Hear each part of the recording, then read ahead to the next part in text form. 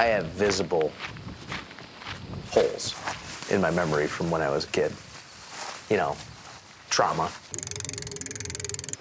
And it's a different kind of trauma because there's a monster involved. It's 30 years later. I can't imagine many things that are as terribly life-changing. I was 2 weeks away from my 17th birthday. What could I have done? And what could I have done? Okay, I've got the command on the phone. They're expecting you down there. A week ago today, Sara Wood, a 12-year-old, left this church and was traveling a short distance, about a mile to her home. She made it about halfway, and we found her bicycle at around 4:30 that afternoon. I am Dusty Wood. I am Sarah's older brother. I was 16 when she was abducted in 1993. We need to know where Sara is. Please help us find her. When I got a call from my sergeant that there was a missing girl, he didn't say runaway, he said missing child, which was unusual. So I immediately drove up there. This is a church that Sarah's father was pastor at the time. The day that this happened, she was here doing schoolwork. Tell me where she rode. She would have gone right out here and right down this road. So this is where she took a turn? Yep, her house is not too far up here on the left. This is the area where the bicycle was found. I remember that moment. I'm standing next to my mother, and that's when you know.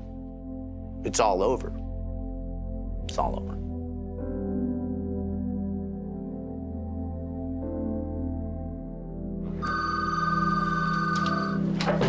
Command post surrounded. We set up a station there. We could do everything out of that church. They send right up in here. There were troopers from all over the state. All over the state there. Days went by, weeks, months. Right. Would either one of you have ever guessed the turn this case would take on January 7th, 1994? No. And this was still back in the day of where teletypes would come across. One came over about an abduction or attempted abduction in Massachusetts.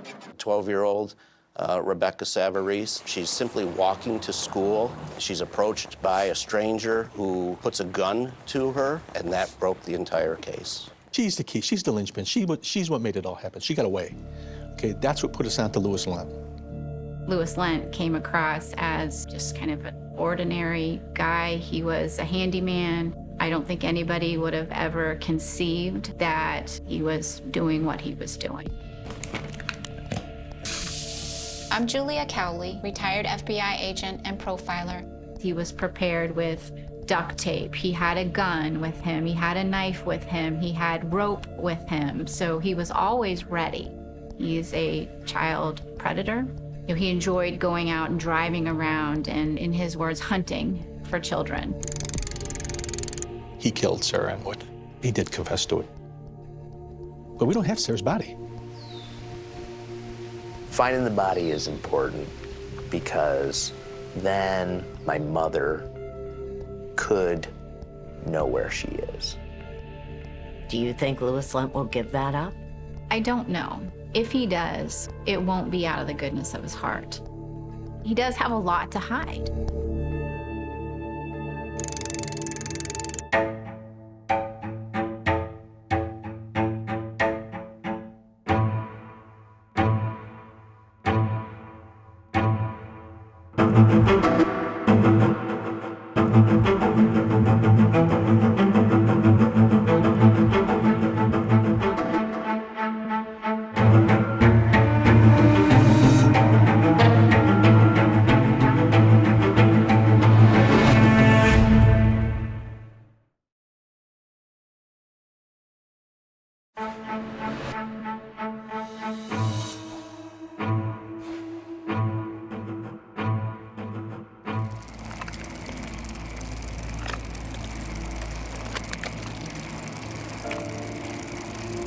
My sister's life ended, and I couldn't stop that. Someone hurt her and took her life. I know at the time I felt like I could have done something, but I couldn't. She was an exuberant person. She was excited to be alive. It's been a little over 3 decades since his 12-year-old little sister disappeared. But for Dusty Wood, memories of Sara have not faded with time. Morning, Sara. What? Morning. Good morning. You ready to eat? No. I want to stay here and play video games. Every picture you see of her, it's like a big beaming smile, those bright blue eyes. Dusty says the two of them had a lot in common. I'm an extrovert, she's pretty extroverted. She's not a person in the background. She stuck out. Hey, Dad. Dad, over here. Ah! She was funny. I imagine she would be funny now. On August 18, 1993, Dusty, then just 16 years old, was enjoying a lazy summer day with his family in Sequoyah, a small town in central New York. That day, we had gone shopping, we had come home. We just hung around the house. We lived in the country, so there wasn't a lot of stuff to do. Sara had made plans to ride her bike to Vacation Bible School at the church where her father was a pastor. It was just about a mile down the road. The last time I saw her, she was singing Dolly Parton. Do you remember what song she was singing? Working 9 to 5. Yeah. She and I were at the front door, and so I was listening to her as she's working 9 to 5. And then she got on her bike and was like, see you later. When Sara didn't return home later that afternoon, Dusty and Sara's parents began to worry. So I remember getting a phone call from my parents at my friend's house. Hey, did you see Sara? And me being like, no. And so at that point, we rode our bikes and came home, didn't see her. Soon after, that's when a neighbor came across Sara's bike hidden in the bushes on the side of the road, less than a half mile from the family's home. Police were called. Around 6 p.m., New York State Police Trooper Timothy Blaze, who is now retired, arrived at the scene. So, Tim, where was her bicycle found? It was off the grassy area. It was in where the shrubs are. And there was also some school paperwork that was around. Some papers were blowing around. And at the time, did anyone remember seeing a truck or a child being grabbed or anything? No. I mean, she just vanished. Yeah, well, as you can see, I mean, there's nobody here really to see anything, you know? By early evening, the massive search for Sara began. We'd be out in the woods searching for her at midnight, 1 o'clock in the morning, hoping that we find her in maybe a hole or she fell down in something. 48 Hours was invited by Sara and Dusty's parents, Bob and Frances Wood, to witness those early days of the investigation in hopes that the media attention would help find Sara. Hold for an officer and I'll be right with you. It would become one of the largest searches for a missing child during that time. The first day was the worst, first night. We're just checking to see if anybody have any information on the Sara Woods case. First night, of course, I was up on the road all night, out in the woods all night. Second day, I was on the road all night, watching. Pioneer 1 to Federation Command Post. Bob Wood's tiny church was turned into a state police command post. Command Post, right on. The more people we can reach early on, while the thing is still fresh in their minds, the better chance we stand of maybe turning something up that'll help us. The big thing as far as the uniformed troopers are concerned is the door-to-door. Anything out of the ordinary in the past week or so? No. Can that be done with the chopper? The thing that keeps everybody going is the uncertainty. Not knowing whether she's dead, whether she's alive, whether she's a mile away, or whether she's 120 miles away. So now all I'm doing is praying and encouraging people, because they're doing all the work. We've expanded the search operation. We're probably into the area of 600 square miles. I'm getting in fresh crews. I got more crews coming in from different parts of the state. And we're going to be crawling on our hands and knees. It's really thick once we get down in there. Let's find that guy, bud. Let's go. When you're dealing with a child, if it hits you personally, it hits me personally, You tend to devote 110%. Let's go. Track one second. I hope we find this girl. Thank you, Lord, for this day, and we thank you now for the good food that we have. We do ask that you would be with Sarah, nourish her, protect her. Please bring her home to us tonight. How's it going, guys? Sarah's father. Doing a good job out there. That's like, you know, I'm on a precipice and there's a deep, dark cliff there. Hi, how you doing, hon? I'm glad you're here. I really am. And if I step over and self-pity and start to go down there, I may not be able to get back up. How you doing? I'm doing just fine. Frances is strengthening daily. She's in the Bible a lot. Dusty, he's strong. He's real strong. Tell me about yourself. Oh, myself? Yeah. I don't know.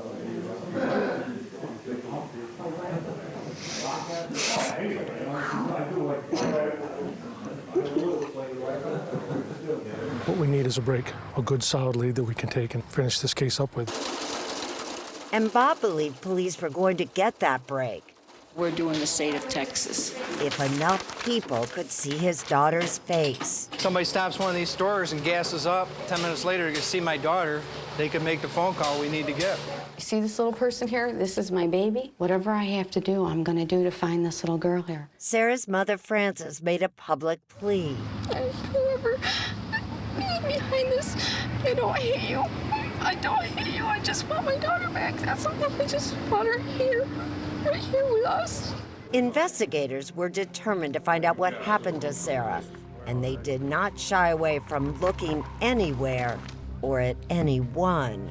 Our entire family was focused on getting Sara back. So, you want to investigate me? I'm okay with that. Sarah's got to come home. We'll do whatever it takes, period.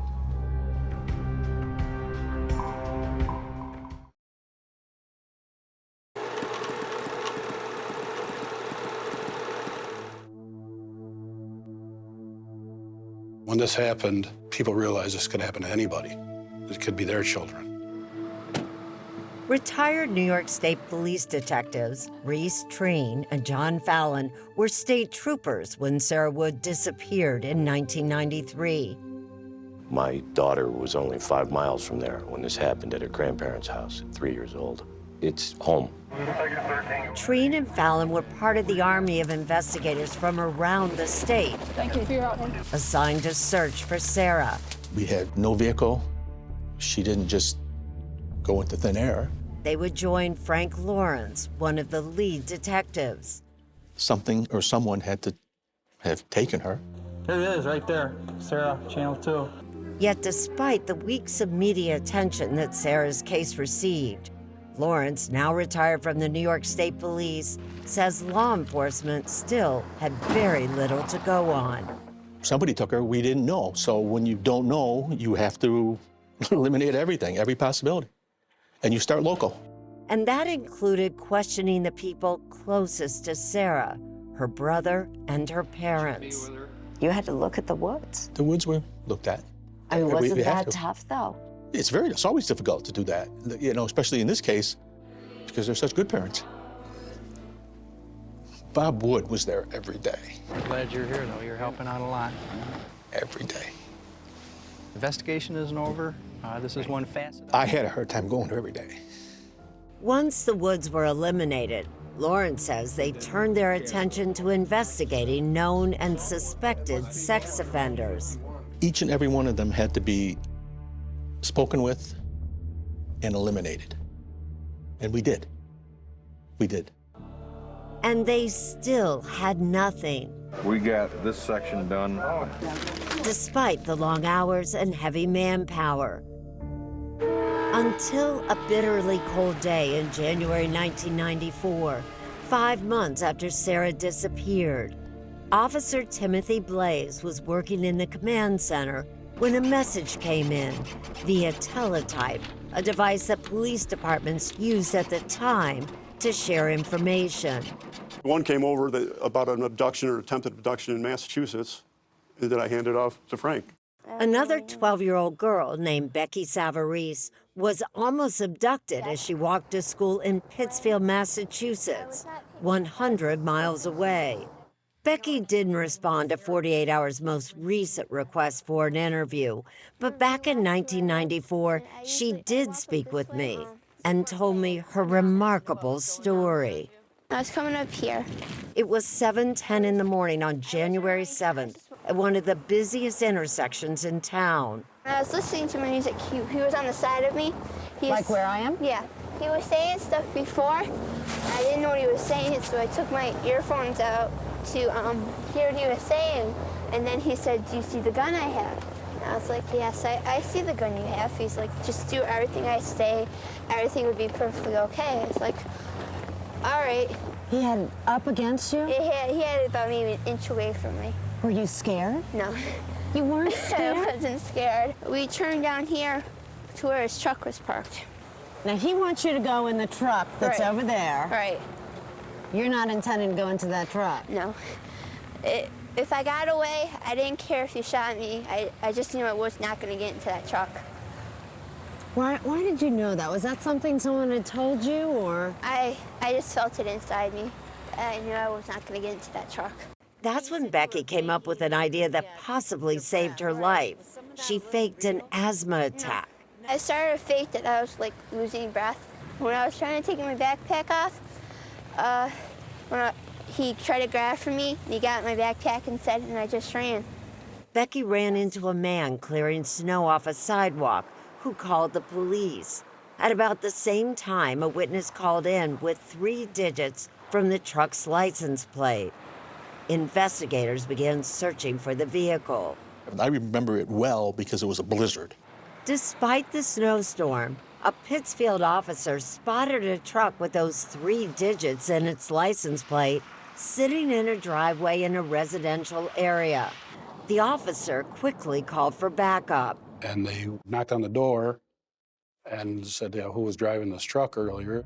The homeowner told the officers a friend named Louis Lent had borrowed the truck, and he just happened to be sitting in the kitchen. When police entered the house to question Lent, he denied knowing about Becky, but willingly agreed to come down to the police station. Had Louis Lent, that name, Louis Lent, ever come up before? No, not in our investigation. Had he ever been connected to a disappearance of a child? No. But he had a criminal history? Yeah, some minor things like bad checks and forged checks, things like that, but nothing that approaches this. And when investigators searched Lent's vehicle, they knew they had the right man. They found Rebecca's backpack, they found the gun, they found duct tape and clothesline rope, basically his kidnapping abduction kit. Although the attempted abduction was 100 miles away in Pittsfield, Massachusetts, everyone wondered if Lent could have also taken Sara. Got a call from the lieutenant. He says, well, go home and pack a bag and you're going to Pittsfield.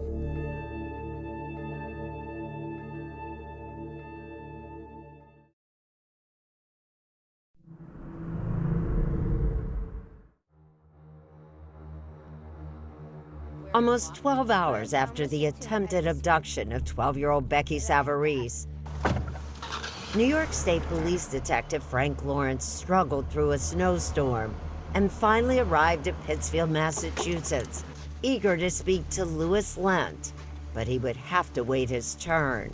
There's similarities, but it's a Pittsfield case, okay?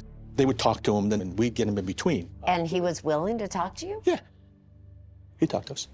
And during their conversations, Lawrence says he and 2 other New York investigators made sure Louis Lent understood why they were there.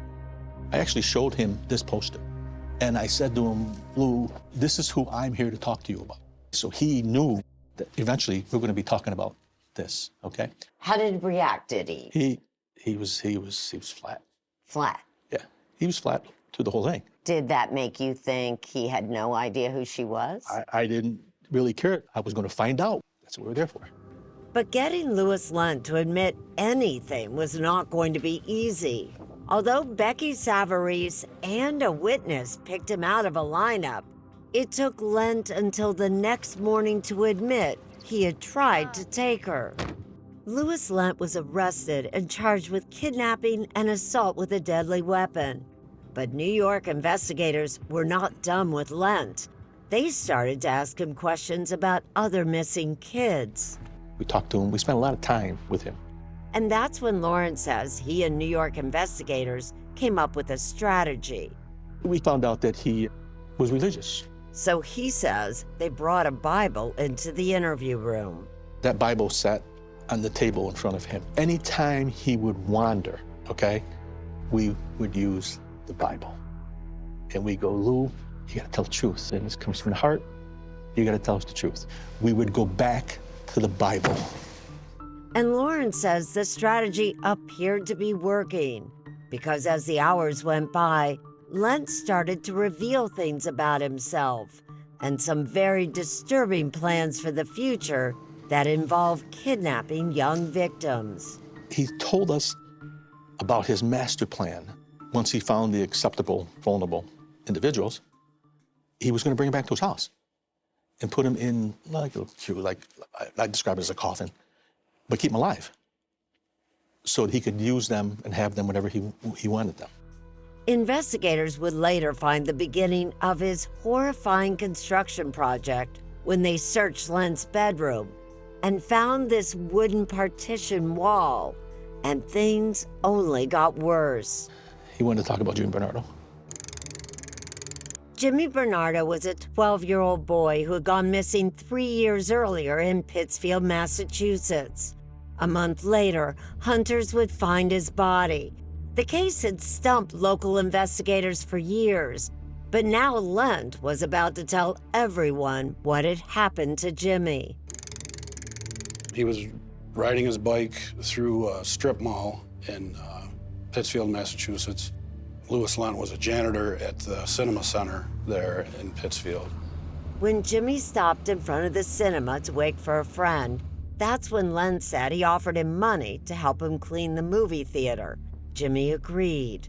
And then once Lent got him inside, he overpowered him and kidnapped him. Lent told investigators he drove Jimmy 200 miles to a rural and isolated area near his hometown of Reynoldsville, New York. Then he said he strangled Jimmy to death and left him there. He had details that only the killer and the police knew.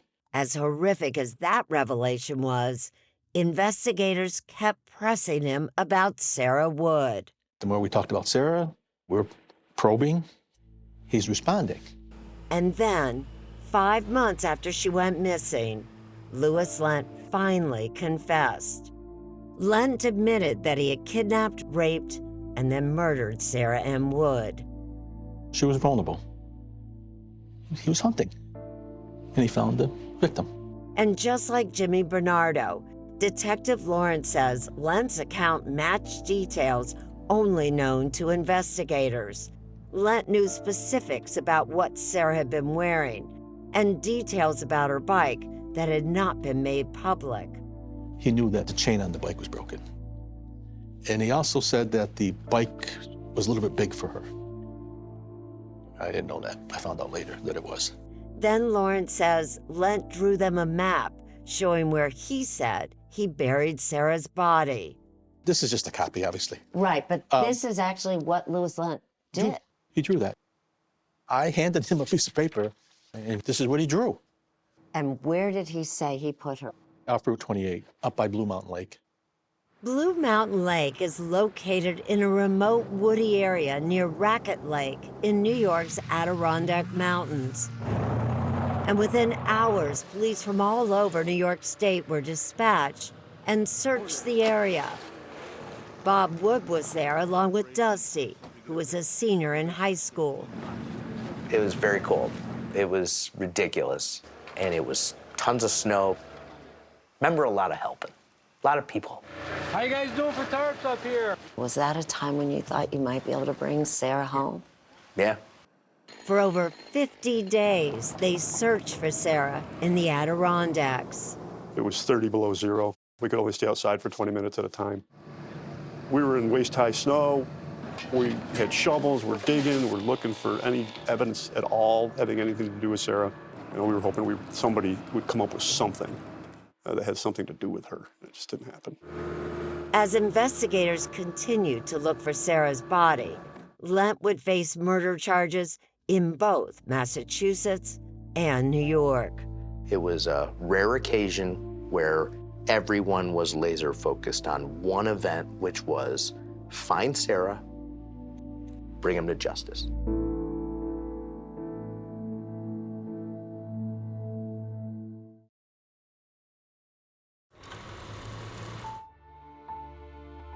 Before Louis Lent could be tried for Sara Wood's murder in New York, he first had to face charges in Massachusetts. In 1995, Louis went on trial and was ultimately convicted for Becky Savarise's attempted kidnapping and was sentenced to 17 to 20 years. Almost 1.5 years later, after taking a plea, he was given a life sentence for murdering Jimmy Bernardo. Television, radio, and newspaper outlets. And then on June 6, 1996, Louis Lent arrived at Herkimer, New York, to a media frenzy. And the district attorney wanted justice for Sara Ann Wood and her family. Jeffrey Carpenter is Herkimer County's district attorney. He wasn't in office when Sara Wood was murdered, but he has studied Louis Lent's case files. He says the DA's office thought Louis Lent was going to plead guilty to killing Sara, but without warning, Lent changed his mind. But it's my understanding that when he entered the courtroom and he saw certain members of the public, especially I think her family, he decided on that day he did not want to enter a plea. Days later, Lent would change his mind again and finally entered a guilty plea. What do you remember of him sitting there? I couldn't believe how small a man. I couldn't believe it. Not imposing. Almost 4 years after Sara Wood was abducted and murdered, Louis Lent was sentenced to 25 years to life. He was sent back to Massachusetts to serve the rest of his life in prison. He will never cause harm to anyone else. But it was not over for the Wood family and New York State Police investigators. They still needed to find Sara. He changes his story so often, it's hard to tell what's the truth and what's fiction. In fact, Detective Treen says Lent's original story that he buried her in the Racket Lake area turned out to be a lie. He cashed a check on August 18th in Pittsfield at 6:18 p.m. So he did not physically have time to abduct Sara at around 2:30 p.m. and then drive to the Adirondacks, dig a grave, bury her, and then drive back to Pittsfield to cash a check. So investigators continued to visit Lent in prison, hoping that over time he would reveal where he buried Sara and perhaps even disclose the murders of other victims. Detectives Fallon and Treen say they visited Lent in prison about 20 times. Isn't it difficult at times, though, for the two of you not to just jump across the table and grab him? No. One of the things you have to do is you have to leave hate outside of the room when you go in. They didn't push him, but during their conversations, Lent revealed that he often suffered from blackouts and claimed he had an evil alter ego that he called Stephen. He has this dichotomy, this is the word he used. He has a really good side that studies the Bible and actually was a traveling minister. Then he has this evil side, and he has these uncontrollable compulsions, is the way he put it, to do terrible things that he could not stop. Somehow, Lent managed to hide that evil side from nearly everyone he knew. Louis Lent spent the last year Back in 1994, 48 Hours correspondent Richard Schlesinger interviewed some of Lent's friends. This sidewall here, it was caving right in. Right. And he helped you with that too, huh? Oh, yes. To Phil Shalleys, who is legally blind, Lent was a good Samaritan. Just came over and said, well, I'd be glad to give you a hand. I hear you're doing work on your foundation. He said, I'd be glad to help you out. We built a border all the way around. We put in probably hundreds of hours working together in that cellar. It was definitely hard work. And he did that all out of the goodness of his heart? Yes, he did. To Frank Collette, the dean of students at a Bible school that Lent attended, he was a gentleman He was intelligent. He was unassuming. He was quiet. One thing about Louis that everyone remembered was he always had his hand out to shake your hand when you were meeting one. And if you didn't watch out, he'd give you a big bear hug. He had a lot of children with him, young kids. The kids would play video games, and then they would come in and go to the movies, and he would bring them home. To Richard Bauman, who employed him, Lent seemed like a mentor to children. They called him the big brother. They did? Oh, yeah. The kids? Yes. Bauman owned the movie theater where Lent worked as a janitor for 6 years, and he thought he knew Lent very well. I hired him. I worked side by side with him.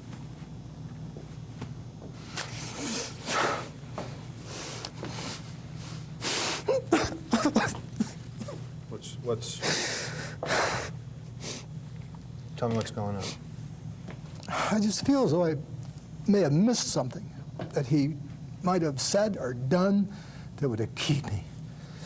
That would have let you know. Just give me a clue that there was something wrong with this guy.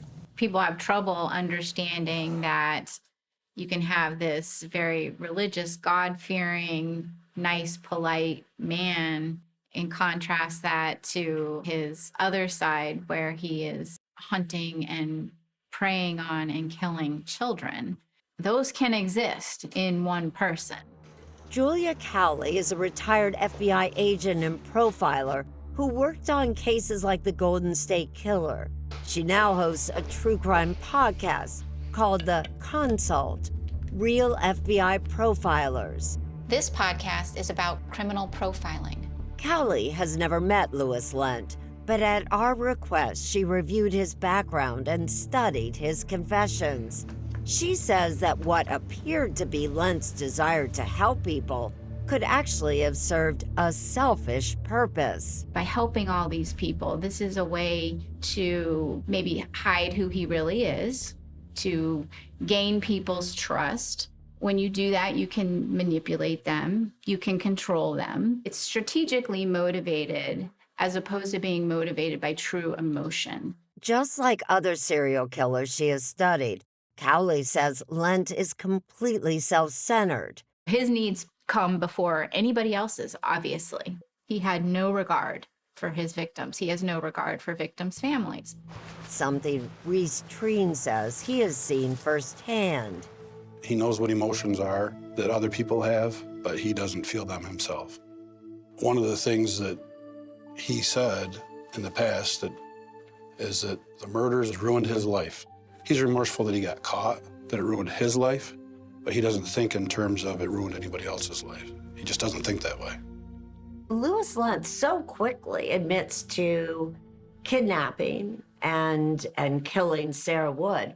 Why not tell it all? Why not give all the details? It's just a secret he wants to hold on to. It's his. It's the only thing he has that's his own that he can control. And a bit of sadism, knowing that family members want answers. Continuing to hurt them is something I think that he feeds off of. There's some enjoyment in there. Most killers don't tell us everything. They rarely give the full story. Instead, Lent reveals what he wants, when he wants, on his own timetable.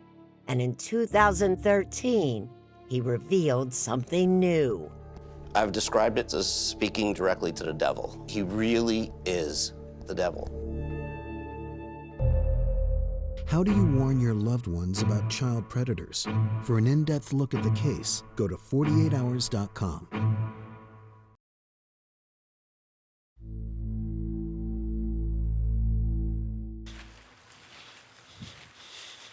As detectives Fallon and Treen continued to question Louis Lent about Sara Wood and other possible victims, in 2013, he made yet another confession. He ended up admitting to killing Jamie Lusher. 9 months before Sara was abducted, Jamie Lusher, a 16-year-old teen with disabilities, disappeared in Westfield, Massachusetts, just 40 miles from the Pittsfield area. Again, he was riding his bike through a parking lot of a Friendly's restaurant. His bicycle was later found in a wooded area close by.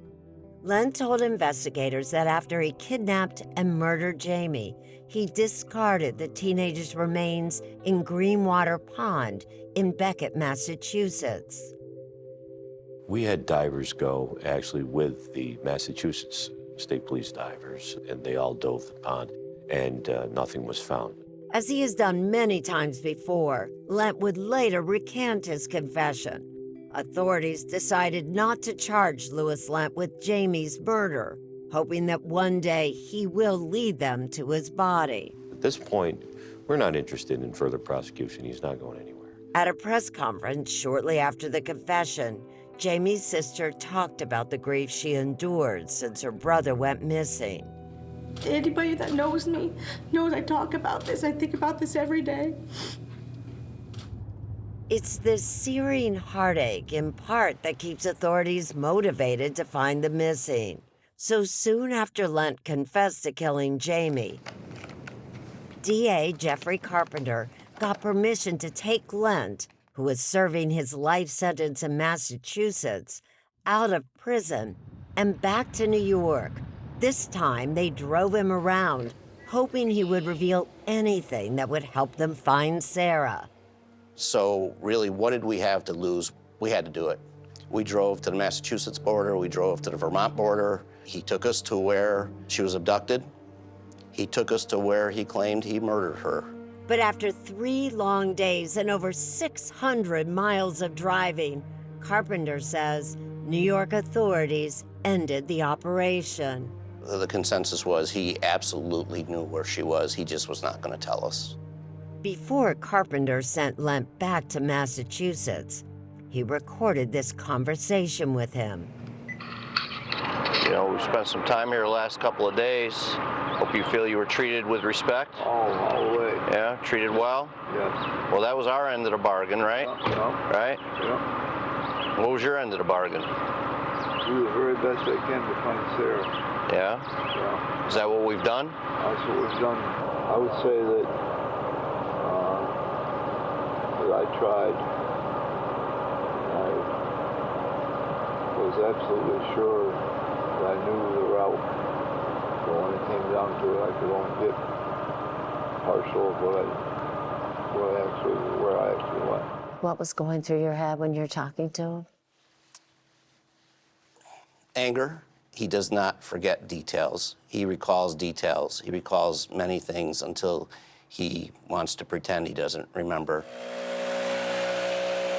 A decade after that fruitless search, in November of 2023, investigators were back out looking again, this time at the Green Mountain National Forest in Vermont, after Detective Treen identified an area with landmarks that Lent had talked about during their many conversations. Just too many things matched up. A lot of boxes were checked. What's more, search and rescue dogs taken to the area had alerted to a possible body there. So we were hopeful, optimistic that we would find something there, and we never found anything. But authorities kept looking. Earlier this year, detectives went back to the cellar that Lent worked in with Phil Challies to see if they missed something in 1994. The search turned up no new evidence. Do you feel in a way that you might be running out of time? Louis Lent is in his 70s. It's a concern, but that's one of the things we can't control. Regardless of the challenges, authorities say they will never stop looking for Sara Wood and Jamie Lusher. Dusty Wood says he chooses not to think about Louis Lent. Every day I'm less angry because I devote my energy to positive things. Every year, Dusty and some family members participate in the Ride for Missing Children. Ready? Rolling! A 78-mile bike ride that was created in Sara's honor by Bob Wood. The riders wore jerseys that were turquoise and pink, the colors that Sara wore when she was abducted. Riders stop at schools along the way to talk about abduction prevention. The most important thing for us as a family is to protect kids and make sure that if there's anything that can be done to protect them from monsters like Louis Lent, that it be done. Writers pay silent tribute to those children whose families hold out hope that they will be found alive,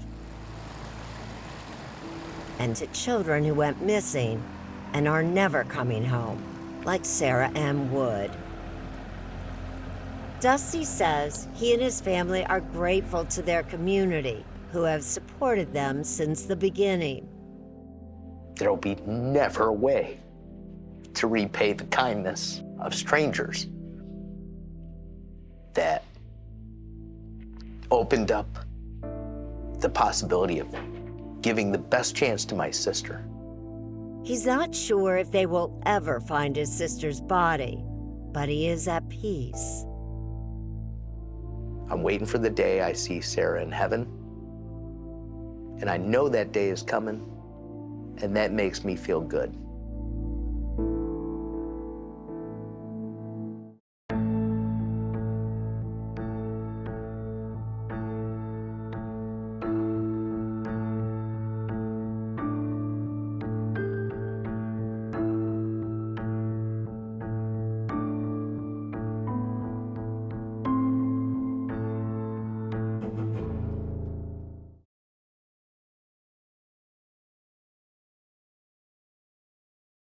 CBS next Saturday. A former state trooper's wife found dead in her bathtub. It was a gunshot. But was it a cover-up for murder? Dan thought he was smart enough to trick everybody. Packed duffel bag. Wet towels. It looks odd.